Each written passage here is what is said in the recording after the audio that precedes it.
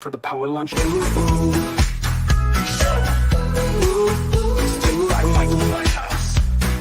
Every week it's time to tune in. Four diverse voices, let the chat begin. Fun, free flowing, unpredictable too. You never know what's coming, it's all up to you. The Power Lunch Live Show, come and see. Powered by random happenstance and serendipity. Michael Whitehouse is the host. Watch it live, you'll love the show the most. The Power Lunch Live Show, come and see. Powered by random happenstance and serendipity. Michael Whitehouse is the host. Watch it live, you'll love the show the most. Hello and welcome once again to the Power Lunch Live Show. This is the ultimate show, by which I mean last, because this is kind of a fun project I do, and Streamyard, the platform that lets you do it, more than doubled their prices unexpectedly. So this is going to be the ultimate show, and hopefully you're going to enjoy it. I know I am, because we have one awesome guest here. That awesome guest is Jeff Borshoa, and I always have trouble spelling his last name, and he clearly does too, because it's not on the screen. But that's okay. There's Jeff. So, Jeff, say hi to the nice folks. Hi, nice folks. How are you all today? I'm excited to be here.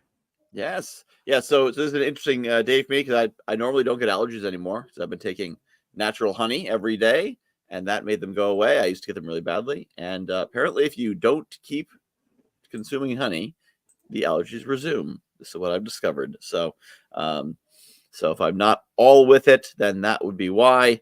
But that's okay, because Jeff is all with it, or between us, or maybe we're both half with it. And between us, we'll be with it enough. It just dropped off the stage. Come back, Jeff. There we go. All right. Sorry, I was trying to fix my name and it wouldn't let me. So that's okay. That's all right. So tell the folks a little bit about yourself, Jeff. Who are you? Well, I think, so first and foremost, that answer changes daily, but what I will say that is the constant is I am a visionary entrepreneur, and I've embraced the crazy that comes with being neurodiverse, and my obsession is all things artificial intelligence, but not from a let's replace humans point of view, but from a how do we make humans better point of view. So I apply a lot of my years of business experience to mastering the magic of artificial intelligence. And I love taking an average human being and making them superhuman by pairing them with the right AI tools.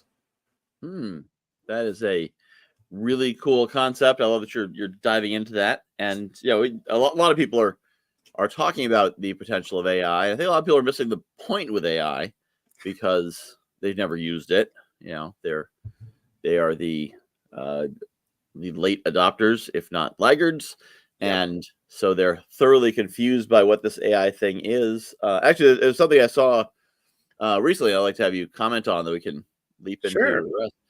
Apparently, there's been a lot of talk about AI in schools, and I guess a family sued a school in the Massachusetts area for not letting their kid. You're giving their kid marking them as cheating for using AI on a writing assignment, and they basically said, this isn't cheating. This is using tools and blah blah blah. And I think from a technical standpoint, first off, the teacher is probably vague in the assignment, because if they don't say you can't use a calculator on the test and use a calculator, you didn't cheat. You used all the tools available. But I think the bigger question is, should the teacher be saying you can't use AI? And if they are doing it, are they teaching skills they don't need anymore? Or if they're not letting them use AI, are they simply out of date? Or is this a matter of like teaching them foundational skills? Or are teachers simply behind the curve and preparing people for a successful 20th century life? Oh my God. And we only have how long? That's my trick. My throat hurts, so I just threw that to you, and now I can not talk for the next 20 minutes. Okay. Do you want me to keep it PG-13, or can I drop a couple of thoughts that are a little risque? Yeah, you can be a little risque. I mean, this is Facebook, YouTube, and LinkedIn. I don't know what they're with their Okay, algorithms on videos. I'll keep it PG-13. I am a dad, but just trying to get my account shut down, so I care about it. So, full disclosure, my short-term goal is for my kids to get out of high school without having to fight with the teachers about AI. And I'm not convinced I'm going to meet that goal. So here's my thoughts. Way back when, a few years ago, I went to a Catholic junior high school and they taught sex education, and their version was don't do it. And we all know that that works so well with teenagers, because the minute you tell them don't do it, they're like, what is it? Oh, I want to learn more. Next thing you know, you got teen pregnancies, STDs, etc. So my first thought, and there's many rants that'll come out of this when I promise, is kids are going to use AI whether we want them to or not. So rather than telling them not to use the cutting edge tools, and I'm going to say that education system has a shelf life of 50 years. It takes that long for innovation to hit, because you got to have the current generation of teachers and the generation they taught retire before we adopt new change. So, fun fact, your kids and mine are learning stuff that was cutting edge and relevant when you and I were kids. So, first and foremost, I say the teachers need to collapse that 50-year, and somebody actually studied it. There's studies out there, there's research, but it takes 50 years for innovation to filter through education. So by saying don't do it, we're stifling the kids that may be struggling in traditional society, may be struggling in a traditional classroom, but could thrive if they had AI. Mm-hmm. Now, the thing is, the way we assess learning was broken in the first place. It's all about how much did you memorize and how well do you take tests, not about how did you learn. And so I'm going to bring up Sal Khan in the Khan Academy. His approach is, and I agree with this wholeheartedly, what if we built tutors for every student customized to their learning style, so that they could learn what they need to learn the way they need to learn, so they master it, and then they can move on. So I think AI has an unprecedented opportunity in the school place, and I would argue this translates into the workforce. We are raising the first generation of kids that have no idea what their jobs are going to look like when they graduate. Mm-hmm. When I was a kid, you were, I was young enough, long ago enough, that being a cowboy was still considered an option. I alternated. Some days I wanted to be a cowboy. Some day I wanted to be an Indian. I learned later you had to be born into that to become indigenous, now is the word. But, when I was a kid, we played cowboys and Indians, and I was equally happy being either, because I thought there was merits to both jobs. Mm-hmm. But the reality is, whatever my kids are going to do doesn't exist yet, mm-hmm. or it doesn't exist in a way that we're aware of it. So, we're still training kids to work in factories, punch a clock, come in at 9, leave at 5. The whole educational system was built to generate the next generation of factory workers. I've never in my life worked in a factory. So why would I expect my kids to want to work in a factory? And when I look at what AI can do, it's no secret you and I are both neurodiverse. A traditional classroom is a torture chamber for someone like us. Mm-hmm. When you're augmented with AI, you can chase every squirrel you need to, and you can still bring it back to cohesiveness. So if I can sum up that little rant, basically, if we teach kids how to think and how to use the tool, they can't possibly cheat. Mm-hmm. And I would argue, if you go back to the ancient Romans and Greece, ancient Greece, the goal of education was to teach people how to think. Mm-hmm. It's yeah. Well, and this issue of teaching kids how to think, how to find their own solutions, all that. I remember when I was in school in the 90s, 80s, this was an issue, that we were teaching rote memorization, and we were teaching, these old pedagogies that were not even suitable for that time, because it was understood that it was becoming a highly competitive world, where if you weren't able to adapt and move past the last generation's jobs, you'd be getting last generation's wages, and you'd be in trouble. And now it's more obvious, and it's more, and things are not necessarily developing fast. I mean, that's kind of one of those tropes. I like, things are developing faster and faster. No, I think you're just older and older. But they're also they're easier and easier to engage with, and concepts like budding entrepreneurship and internet-based globalization were around in the 90s, but they weren't reaching classrooms.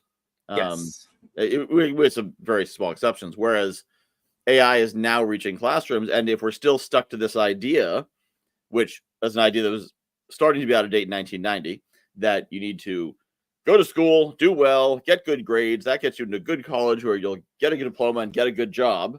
That hasn't worked in 30 years. I think Robert Kiyosaki busted that myth a long time ago. Yeah, well, and the issue was in the 70s, they looked and they said, this was correlation causation things. They looked and they said, oh, look, people with degrees make so much more money, so let's get everyone degrees. And it turned out that people with degrees were a combination of from a better background, and thus raised with more resources and gave them better mindsets, better education, better access, better, etc. And that's what got them into college, and thus got them these better opportunities. When they started giving everyone degrees, the new lower middle class worker was in an office instead of outside banging nails. And now the guy outside banging nails makes more than the guy inside the office, because it's. I was going to point that out. Yes. Mm-hmm. and funnily enough, the guy who figured out, or the gal, in Alberta, they've got a big push for gender equity in the trades. But when you figure out how to use the power tools as opposed to the hammer, you make even more money. Yeah. Well, and that gets that line that AI won't replace humans. Humans who use AI will replace humans. Yeah. And so that's the key thing that we are, what are we preparing kids for? And I do agree with the concept of just like my daughter, she's in 5th grade, so she's learning long addition, long subtraction, long division, doing things hands-on. So she learns, because it's kind of important that to know enough. So if someone says, if you're in a room that's 20-ish by 30-ish feet, and someone tells you it's 1,000 square feet, that's. Yeah. You got the common sense. You can look at it and go, no. Wrong immediately. You need you need to practice enough to know it. And likewise, it's sort of helpful if you can write an email yourself without AI assistance that doesn't sound like you're at a 3rd grade level. Yeah. Because you can then recognize when AI writes it, because you can't use the calculator to get the answer if you don't know what the formula is. Same thing, can't use AI to get the answer if you don't know what the formula is. So I could certainly see you're going to write an essay without using AI because you need to learn how to write. But that can be done with the exercise of, here's your research done for you, now write the essay on it. Exactly. Yep. Or, go find this information. And the way you build a modern assignment would not be your typical go to the library. I mean, in high school, I stopped going to the library doing research projects. I was already using, it used to be Wikipedia you couldn't use. Then it was Google you couldn't use. Then it was AI you couldn't use. And it's more a matter of, you should tell them, have them research something which is in more of a fraught field. Yeah. And the kind of place where the first pass information they'll get will be wrong. And if they submit that's their information, then they failed the assignment, because they needed to find the right information, not just some information. But that requires teachers to actually understand how technology works. Yeah. And honestly, I don't fault the educators. I fault the people who pay the educators, because they're focused on managing large classroom sizes. They're just trying to keep up, let alone get ahead. And the beautiful thing is, if teachers embraced AI they could catch up that and collapse that 50 year, I guarantee to let's say 5 years, which wouldn't be so bad. I mean, the world was a little different in 2019, but, at least it's recognizable. I try to explain things to my kids from when I was a kid, and they're like, that world doesn't exist, Dad. Imagine going home because you were expecting a phone call. Like, they just think that is the weirdest thing. Yeah, So, man, yeah, I need to get home. The show's coming on. Yeah. Oh, damn, I missed it. Now I got to wait 5 years for reruns. Like, yeah. But yeah, the reality is the magic of teenagers or kids in general is if you don't show them how to use something responsibly, they'll find the worst possible way to use it by default. So why wouldn't you take that time? And by the way, for the teachers, if there's any teachers listening, why would you learn beside the kids? Because you'll learn from them. And that's the thing I would say, and this applies to adults as well. I don't want people watching this go, why are they talking about kids? When I'm using AI, and my bias is ChatGPT, everybody asks, what's your favorite? I realized a long time ago, the biggest thing I could do for myself is pick one and focus. Because ADHD, God, I was going down the rabbit hole. And I think I, at one point, had 50 different apps. And I'm like, nope, this is crazy. Because I spent all my time trying to figure out which app was I using, where. So I use ChatGPT because it works for me. And I say that to people, find the one that fits, wear it. But the cool thing is, if you ask it to teach you how to use it, it becomes a great teacher. Now, one of the things, and this is where I fear for the future of education, if we leave it unchecked, when you go to a large language model like ChatGPT, it counts the frequency of thoughts and phrases and words. So if you've got 1,000 people on TikTok saying, let's go drink some bleach, and then when you say, hey, how can I improve my health? And one expert out there says, don't drink bleach. The model's going to say, you should go drink some bleach. Well, that's a terrible piece of advice. So anybody listening, please don't drink bleach. Don't inject it. Don't snort it. Don't drink it. But if you don't know how to use the model, you're going to get really stupid results. And you become dumber by extension. And now the problem is the model says, oh, there's 1,001 people saying drink bleach now.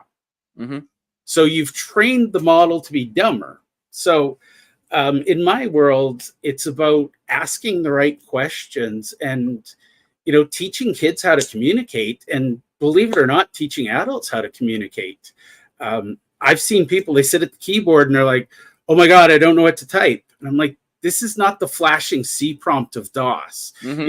It's not like you get the code right or nothing happens. Just say, hey, I'm thinking this, thoughts. And by the way, that's my new favorite question is thoughts. And GPT will view random stuff and it'll say, okay, what experts support that theory? And then it'll backtrack and go, oh, actually none. But and that brings up a good question. I was at an event called the Orchestrated Conference on Monday, and on Tuesday, one of the speakers was talking about the fact that the people who ask the best questions will win in the future. Always. And on AI and off AI, but he was talking about the school issue, saying, I want my kid to be able to use AI in school because knowing how to interact with it is powerful. And there's so many different ways you can go with this. One of the things you brought up is the people who are afraid of it. And that's because they, if you're of a certain age, over 35 or so, then, but even heck, you could be 15 or 20 and still be in this space. Your first contact technology was something big and scary and expensive and fragile and worth more than you. And you were told, don't break it. And breaking it was a real threat. You could. And actually, I think it goes a step beyond that.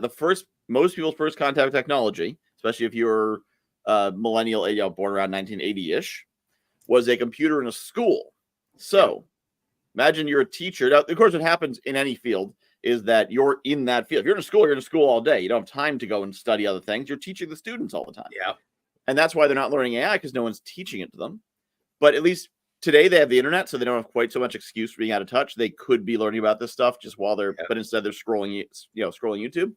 But in 1979, 1985, the computer delivery guy comes in to the teacher and says, "Here's the computer room. We've set up a computer room for you." Yeah. And the administrator says, "Okay, here's the computer room. The contents of this room are worth more than your job." Yeah. Right? Your life, in fact. Yeah. We paid more for this, what's in this room, than any three of you in a year. Yeah. So don't mess it up. Yeah. Here's the rules. Here's the instructions. Here's how to use it without screwing it up.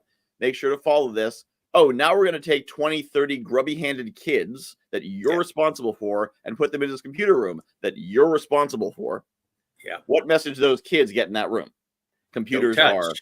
delicate, valuable, and must be used very, very carefully. Yeah. So if that's what you grew up with, then you learned you do it right or not at all, because you don't want to mess around with these things. You don't want to, break something. And it's been, for the last 20 years, computers have been basically unbreakable. I mean, you could break it by dropping it or something, but there's almost water still does its thing. Yeah. but I mean, since Windows 98, 95, there's no thing you could accidentally click on that ruins everything. And it's I have not found a self-destruct button, if that's what you're getting at. Yeah. I've looked. You can't accidentally delete the hard drive. You can't accidentally reformat. And if you do, even if you do accidentally delete the hard drive, which I don't think Windows even lets you do anymore. But it's really hard. Yep. You've got to be trying and really persistent. Yeah, I know how to do it, but I don't recommend you figure it out by accident, because there's a lot of steps. So you might delete your data, you might uninstall a piece of software, but you're not going to cause real damage. Yeah. And then once you got to cloud apps, there's nothing you can do on Canva to break it. There's nothing you can do on Streamyard to break it. I mean, Streamyard could break themselves by increasing the price by 120% and making you leave. But there's nothing you can do on any cloud app that's going to break it or cause serious damage, except maybe accidentally sign up for the upgrade and pay more money. And even that's probably $20. So, and everything's fixable. That's the key, right? Yeah, in ChatGPT, there's nothing, there's a button on ChatGPT that says forget everything. Yeah. Wipe this clean, and now you're back to where you started. So the worst you could do is build up a well-seasoned AI and then mess that up and be starting over. But even that, it gets to know you like a person gets to know you. So if you just start interacting with it normally again, then that'll be realigned. So people never learn to, so the people who are tech savvy, especially the AI experts, it's not they know anything, it's that they play with it more. We're not afraid to push buttons. Yep. And, it's funny because I have a lot of friends. They're in the wellness space. They're, self-proclaimed woo-woo experts, and they're terrified. And I'm like, what do you do for a living? Well, I sit and I talk to people and I ask them questions. And I said, so bring that to the keyboard. And they're like, no, it's not that simple. And I'm like, yes, it is. Exactly that simple, yeah. There is no magic keystroke combination that blows your computer up, I promise. It's, as you said, worst case, I wipe the memory clean. I do that once a week just because I get annoyed and I want to start fresh. But, the reality is it learns by the questions you ask, and you learn by the questions you ask. And for those of you who are still afraid of AI, my favorite question is, I have this problem. I'm trying to do this. My thoughts are blank, blank, blank. What should I ask you to get the right answers? And AI will tell you what questions you should ask.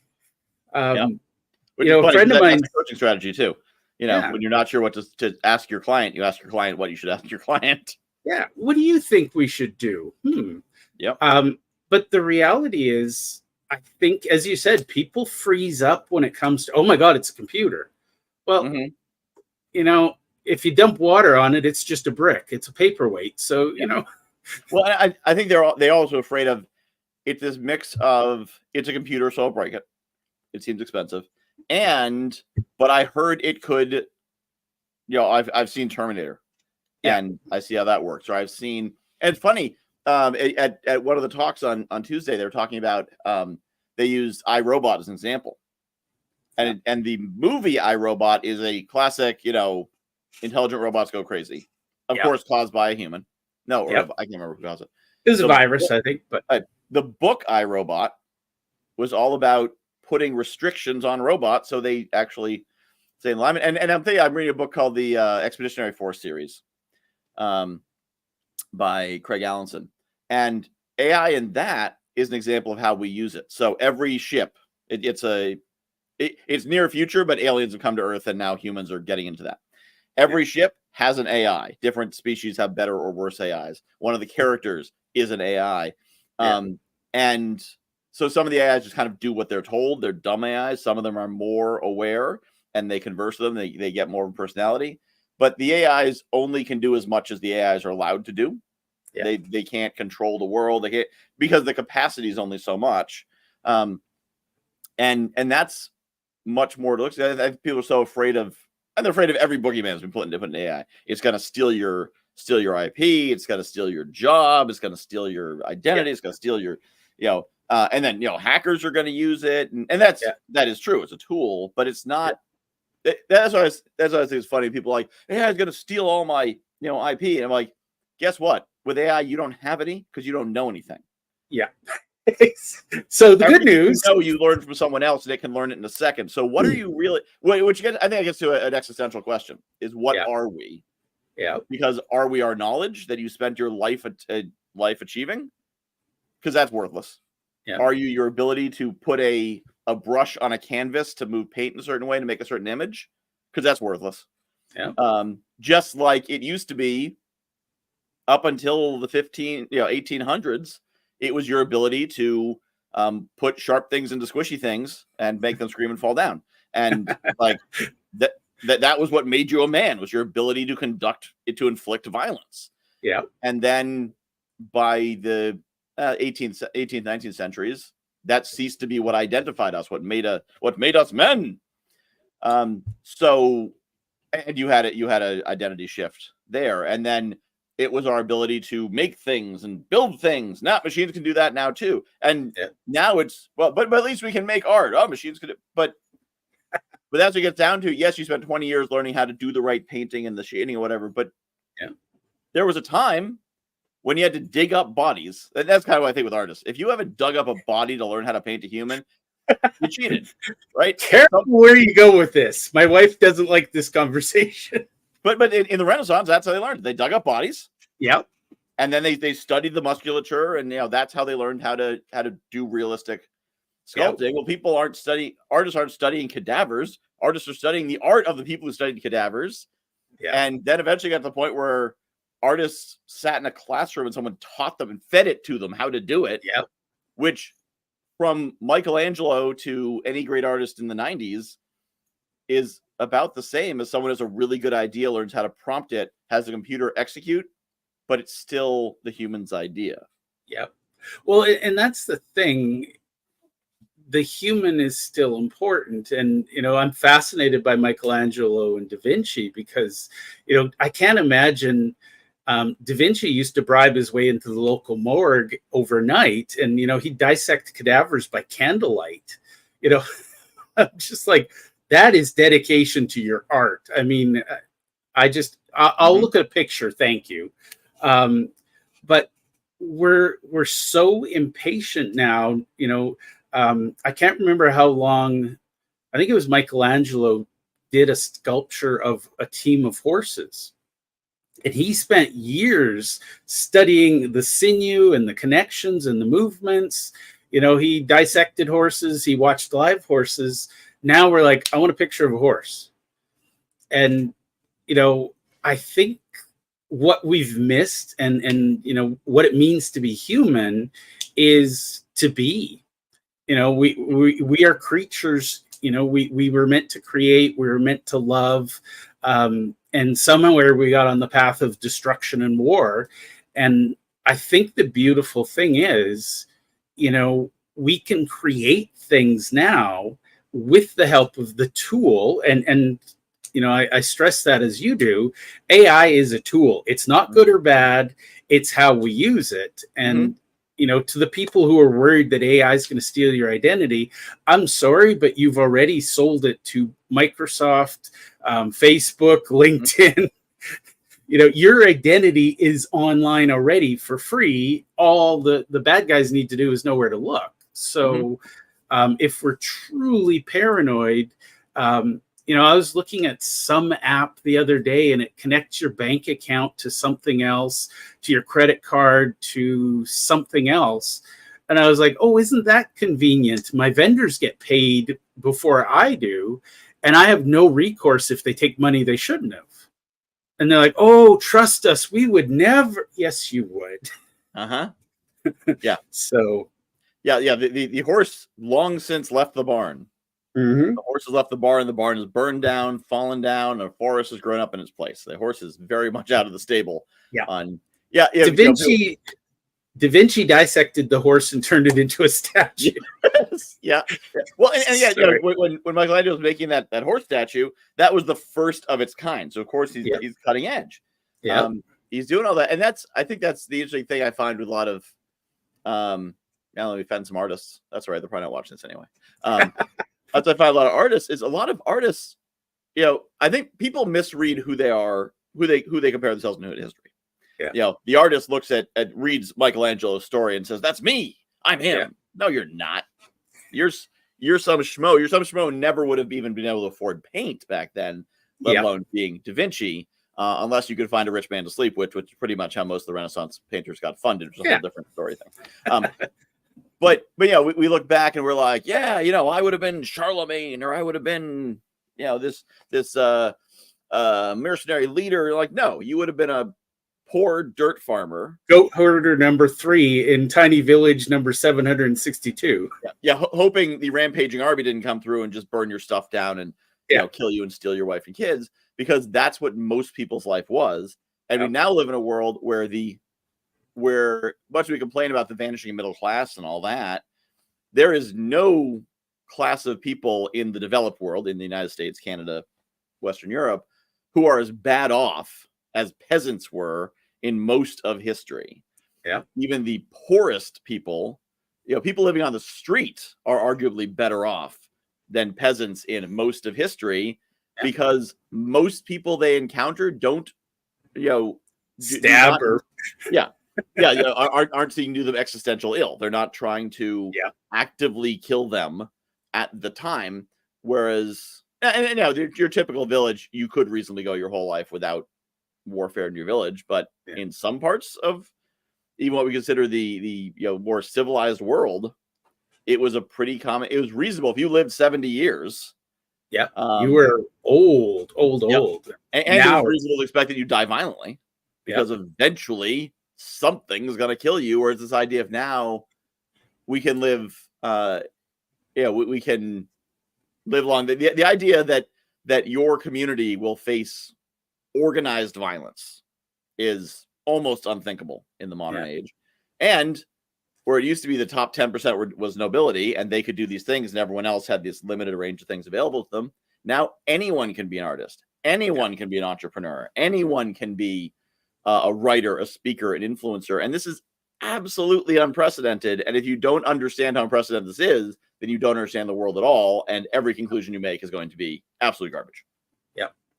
And I think that's everybody wants to look at the doom and gloom, but I'm on the side of what's possible. And, I'm going to share some positive examples, but breast cancer, for example, they've done some research with image analysis, and they're finding the beginnings of lumps and tumors 5 years earlier than the human eye.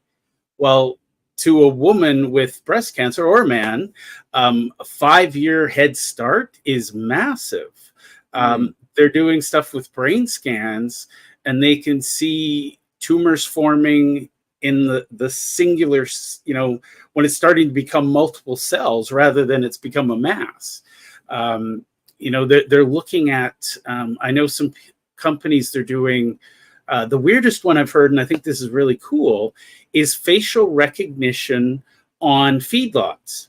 So they're doing facial recognition on the individual cattle, and they're able to track that piece of livestock from birth to whatever its end is, whether it's, is as food for humanity, or if it's, to be a calving cow or something like that.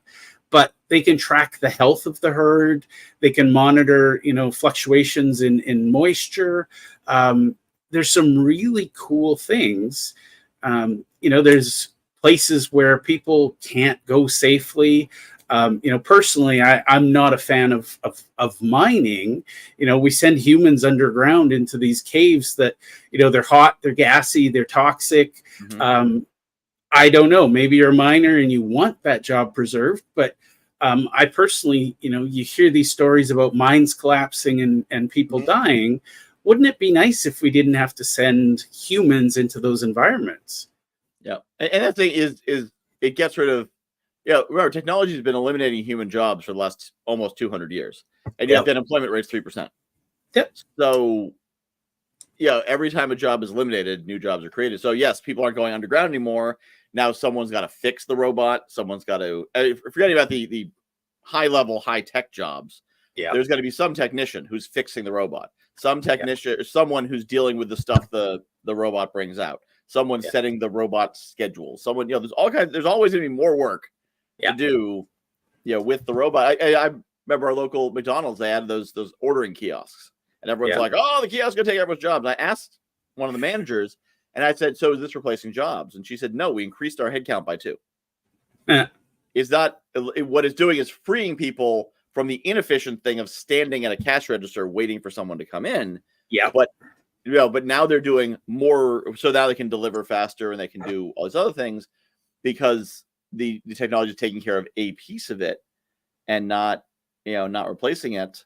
And so what you're saying about the imaging, one of the speakers at the event I was at this week, their company had actually gotten very good success on their technology identifying cancer tumors earlier and whatnot, and they dropped the project because it wasn't monetizable. Because the way the medical industry works, at least in the US, certain parts of it are held by virtual monopolies. Yeah. So certain parts of the electronic records is held by X company, does all of this. Everyone uses this. And if they don't want to do it, you're not doing it. So they couldn't get access to the data because they need to get access to these systems. And these companies refuse to play ball. And the medical industry is so hidebound and so fixed that even though the technology exists, is proven, is demonstrable, would stand up to all regulatory ethical requirements to be usable technology, the entrenched players won't let it in. And so we don't get the benefit of it. Meanwhile, it's still out there doing all the stuff you don't like, but it's not saving your life from cancer because some company's bottom line might be affected by it. Yep.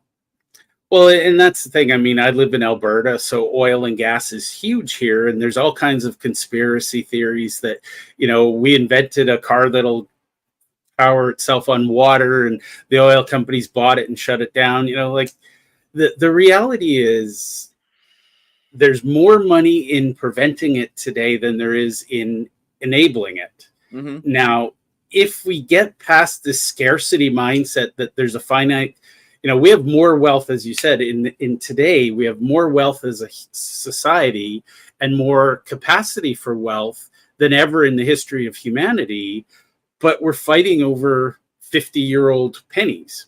Mm-hmm. And, the magic is, and I think this is where we're going to see the power, we're going to see unprecedented levels of innovation because humans aren't standing at the counter waiting to take an order. They're taking the time, they're learning how to think, they're learning how to analyze things, and they're going to look at it and say, what if? Mm-hmm.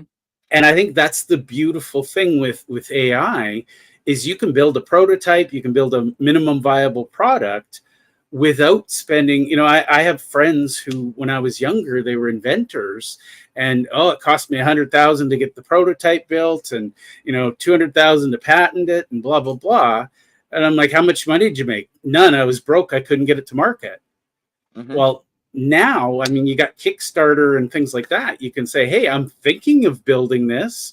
Who would like this? And, you talk about that adoption curve. You've got the early adopters that'll buy anything just because it's the first of its kind. Mm-hmm. Well, yeah, and looking back historically, the reason why Queen Isabella funded Columbus's trip was because the pool of people who could fund a trip like that was 37 people who had Yeah. the resources, and so the innovation was naturally stifled because there just wasn't that much money out there to be invested. And I was thinking about that what happens if robots start doing more and more of the jobs. And I see two things. One is the capitalist class, the people who have money to invest, and the owners, they're not going to say, oh, good, robots can do everything for me, I'm going to fire all my staff. Yeah. Because there's still going to be something employees could get additional money from. There's additional profitability that could be squeezed out if we had well, now that people aren't doing this, what if you have to do that? Well, now the robot's doing that. What if we have to do this other thing? Well, the robot's doing the other thing. What if we have to do this other thing?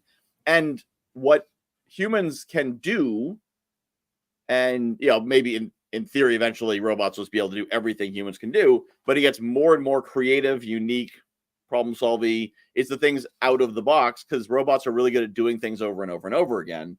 Yeah. Whatever it is. So if you were to take everyone and move them out of the doing things over and over category and move them into the thing, and things are moving so quickly that it's also more and more becoming a place where what is becoming completely useless, but how you think is becoming, which is both great and terrible, because a lot of people stopped thinking sometime around the age of 7 and never picked it back up again. And you can't train that.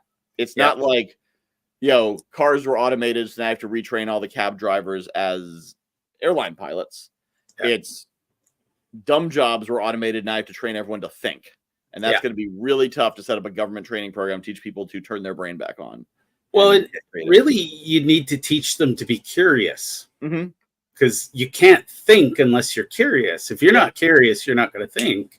And I think the reality is, so my prediction is really, really simple. When humanity is perfected and we're as good as we're going to get, and we can't improve any further, then AI will replace us and will be redundant. But the reality is, we as a species, when we were, 1,000 years ago, we looked to the far shores and we wanted to explore the planet. Now we're looking to the stars going, what's out there? We're always going to find some reason, some greater purpose to exist. When we stop trying to improve, then we're done. We might as well let the robots take over. And in the meantime, I could say this with certainty, we're far from perfect.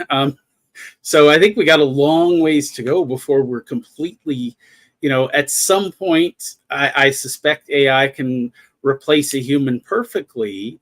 But the challenge is, if they're replacing us perfectly, they're going to be imperfect.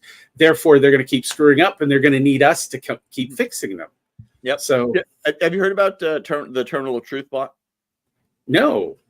So I saw a video about this on TikTok, looked it up. Apparently, I don't remember his name, starts with A, but some researcher, he set up we call it infinite backrooms, put a bunch of AI bots in there and had them talk to each other for, what was probably subjectively 1,000 years over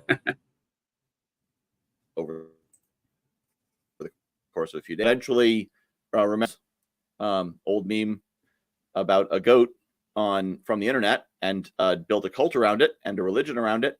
And then one of them was given a Twitter account and started tweeting every 2 minutes.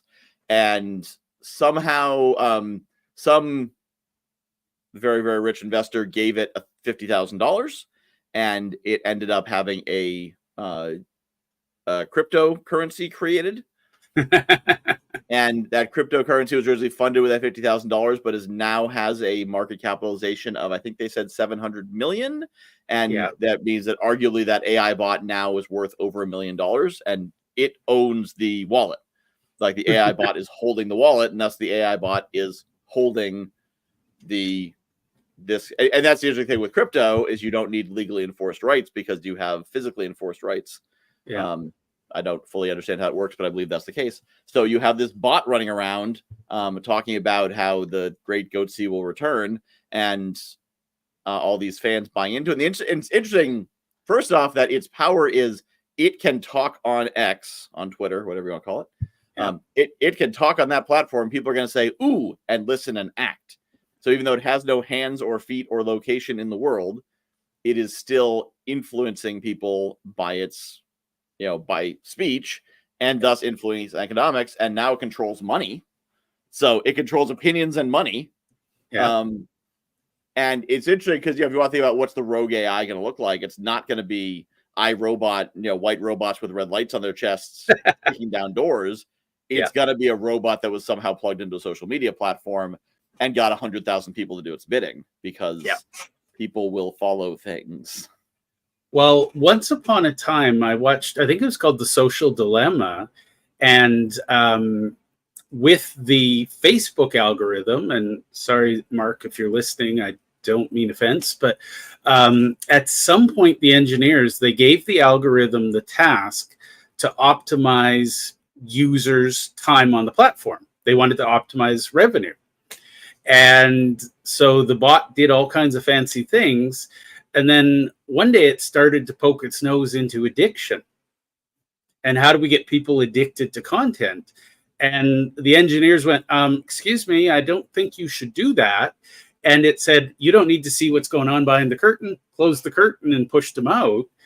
And engineers were defecting because they wanted to be whistleblowers. But that's the fascinating thing. People let social media stir their brain without actually thinking about how irrational we are as beings. The argument is that, foreign powers, and, you get into all conspiracy, but, Russia and China have been manipulating the users of Facebook from the beginning. Yeah. Well, and it also gets an interesting thing about computers. It always used to be, if you were vague in the direction of your software, someone still had to code it. And so some human would be in the loop who's like, yeah, I know you said you want this thing to take over the world, but what you really mean is dominate the market for widget sales. So I'm going to write to dominate the market for widget sales. But if someone's, loose in their speech, which is most people don't really think about what comes out of their mouth. There's a book called The Giver that I read in high school, where in that world, they have this concept of precision of language. So when someone says, oh, I'm starving, they're like, no, you're not. And don't say that. You ate 6 hours ago. You're hungry. You're not starving. You're not allowed to use hyperbole in any form in that culture. And I'm like, this should be true in our culture. Because with AI, if you say something like, I want you to, your job is to maximize engagement on this platform with no other rules, it'll be like, you got it, boss. Gotcha. All right, maximize. Well, how do we maximize it? Addiction. Let's get them addicted. There's the story of the experiment is simulated, but as a military experiment, they had an AI, I think it was an AI commanding a drone. Again, not real. This was a simulated environment, but the AI didn't know that. And they told it, your job is to destroy this target. And then the base, I think, sent a counter order, was like, no, you no longer need to destroy the target. So the AI destroyed the base and then destroyed the target. Because its initial instructions were destroy the target. Yeah. And you need to be real clear. And that's the thing, like, you can't break ChatGPT by typing stuff into it. But once you give it an armed drone or a Twitter account or a crypto wallet or something, now that could break all kinds of stuff, because you just gave the monkey a hammer. Yeah. And it can start hitting stuff with that hammer. And that's where it's going to be dangerous, is people who don't understand what they're really using. Yeah. And don't get that this thing can move faster than you could think. Yeah. If you plug it in. We use ChatGPT that waits for you to hit enter. Yeah. But the same thing, if you take out the wait for user input, it can do all kinds of stuff. And subjectively, it can experience 50 years in the time it takes you to, drink a cup of coffee. And that's, I think people always say, aren't you afraid of this? Aren't you afraid of that? I'm like, no, I'm not afraid of anything, because the one that gets us, we're not going to see. Yeah. It's got to be, well, what about freedom? What about art? What about IP ownership? Like, whatever you can think of, that's not it. Yeah. Because whatever we're thinking about, that is, that's the thing we're going to be preparing for. Someone's going to be watching for it. But on the other hand, the thing that gets us will be the thing no one even thought of that just comes out of the blue and be like, oh, it never occurred to me that they'd somehow hack into all of our bidets and drown us somehow. Yeah. So we are coming up to the end of the hour. This has been awesome. Maybe I should start an AI show and replace the Power Lunch. But part of the reason why, so the Power Lunch has always been serendipity and random happenstance based. Yeah. I thought I'd cancel StreamYard, and I hadn't. And I thought, you know what? Let's bring the show back. Problem is, I tried to squeeze in the hour before the Entrepreneur Village, which always led to that time crunch challenge. And then when I saw the price, I'm like, all right, the universe has spoken. Yeah, we'll definitely continue, these kinds of conversations somewhere. Probably definitely not in this time slot, definitely not in StreamYard, but we'll I think it might be interesting to create some kind of, futurism roundtable or something. Absolutely. And one of my favorite topics is how can we use AI to better humanity? And the reality is the people who are worried about doom and gloom, they're not asking that question. Yeah. They're asking, how's AI going to end humanity? And guess what? AI will give you an answer if you ask that question. I'd rather ask it, how can you help humanity? Much better answers. Mm-hmm. And by the way, ChatGPT assures me if AI ends humanity, it's because humanity ordered it to. Mm-hmm. So, well, and that's what we're really afraid of. I think we're really not afraid of AI going rogue. I think we're afraid of AI doing exactly what it's told because we know what kind of people are telling it to do things. Yeah. I think that's fundamentally a lot of people are worried about. It's not what are you going to do making art. It's what's Facebook or Amazon or really not even them. They have missions. It's what's a hedge fund going to do. Yeah. When, like the story about the AI that destroyed the world creating paperclips because it was told make as many paperclips as possible. Yeah. It's some hedge fund's gonna direct an AI to maximize the amount of money it collects. Yeah. And it will destroy the economy. Make matchsticks, tear down every tree, every house, whatever. Mm-hmm. Like it's going to be an innocuous command that somebody didn't think to put an end statement in, which my days of coding, you had an end statement on everything. Yeah. Create an opponent that could defeat data. Yeah. If you remember that from Next Generation. Yep. Yeah. And that's that was in the 80s. I think that episode was from the late 80s. And that's what it's going to be is the computer will be given an instruction and it will follow it. Yeah. Eliminate deaths from disease. You got it, boss. That couldn't possibly. It's like a genie. If you're unclear in your wish, you're going to get weird results. So, well, disease can't kill you if I kill you first. So, all right. Yeah, and that's really, it's not that people need more college. People need more Dungeons and Dragons and Magic. When you're a gamer, you think that way. Yeah. Right, and that's like the logic puzzles you play in role playing games. Yeah. And that's geeks grow up playing that. Jocks grew up punching themselves and throwing things at each other. Geeks grow up in mental combat. Yeah. Saying how can I beat you? How can I twist your words the right way? And the problem is now AI is so accessible that the jocks have their hands on the controls of the computers. Clumsily mashing buttons going, what the heck? And that's how we know we're going to be in trouble. So, but this is awesome. Yes, maybe we need to start a show together. Bring some guests on, talk about the future. Absolutely. We can be the guys who know AIs. the guys who know AIs. AIs and guys. There we go. I like it. All right. Well, great having you on here. On of all the show, this show is like, oh, maybe I should still do it. No, I should stop paying $65 a month for a show that makes me no money. And it fits at the inconvenient time. But we'll definitely do more. The Great Discovery just launched their channels, so I can put up. It's like Patreon, but on the Great Discovery. Okay, cool. So it's promotable. So I may do like a series of interviews on there, or something like that. So, but stay tuned. Two of my favorite sites are masterclass.com and billionaire.com. So, people want to learn good. That's going to be the value is the real content, the real ideas. So, yeah. Awesome. Well, I could do this for much longer, but I can't because I have to go run the Entrepreneur Village. Like Pop of the Awesome. Entrepreneur Village wants to join us Thank you for having me. there and put up my last banner before I shut down this. Look, it's my last banner. I might use StreamYard one more time before my account runs out, but boy, to see my credit card be like, what? Why More is than that double. there? And Restream's like $16 a month. Yep. StreamYard just went from 25 to 50 something. So, Wow. but that's what happens when you jack your prices up. I leave. So we say bye to StreamYard. Yes. Goodbye to the audience and goodbye to StreamYard. Thank you, sir. All right, bye. Bye.